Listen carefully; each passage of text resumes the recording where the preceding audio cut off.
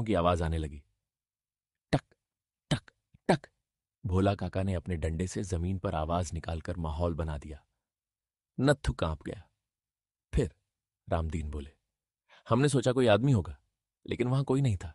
सिर्फ पैरों के निशान थे, और वो भी उल्टे। उल्टे? हरिया बोले, हाँ, और वो निशान सीधे इसी चौपाल तक आए थे।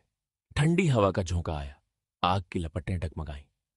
भोला काका धीरे से बोले, उस रात गांव में किसी ने नींद नहीं की। नत्थु बोला, फिर पता चला वो क्या था? रामदीन ने मुस्कुराकर कहा, अगली सुबह गांव के पंडित जी आए।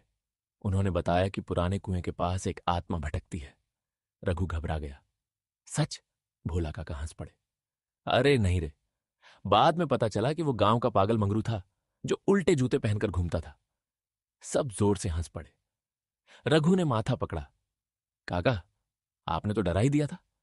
हरिया बोले, जिंदगी में कई बार डर सिर्फ दिमाग का खेल होता है। आग धीरे धीरे कम हो रही थी। तभी दूर से किसी के कदमों की आवाज आई। पांचों चुप हो गए। कोहरे में एक परछाई दिखाई दी। नत्थु धीरे से बोला, कौन है? कोई जवाब नहीं आया। रामदीन ने लाठी कसकर पकड़ी। परछाई धीरे धीरे पास आई, और जैसे ही आग की रोशनी में चेहरा दिखा, वो गांव का डाकिया शिवराम था। वो हंसते हुए बोला, अरे, तुम लोग ऐसे क्यों देख रहे हो? भोला काका बोले, तेरे कारण तो हमारी जान ही निकल गई थी। शिवराम ने कहा, मैं तो बस चिट्ठी देने आया था। रामदीन ने चिट्ठी ली। वो गांव के मुखिया के लिए थी। रघु बोला, काका, आज की रात तो बड़ी अजीब है। हरिया ने कहा, बेटा, गांव की रातें हमेशा कहानियों से भरी होती हैं। भोला काका बोली और बोले, याद रखना, चौपाल सिर्फ बैठने की जगह नहीं होती, ये गांव की यादों का खजाना होती है। रघु और नत्थु दोनों चुपचाप सुनते रहे। रात और गहरी हो चुकी थी। कोहरा और घना हो गया था। आग अब बुझने लगी थी। रामदीन उठे और बोले, चलो भाई, अब घर चले, नहीं तो ठंड हड्डियों में उतर जाएगी।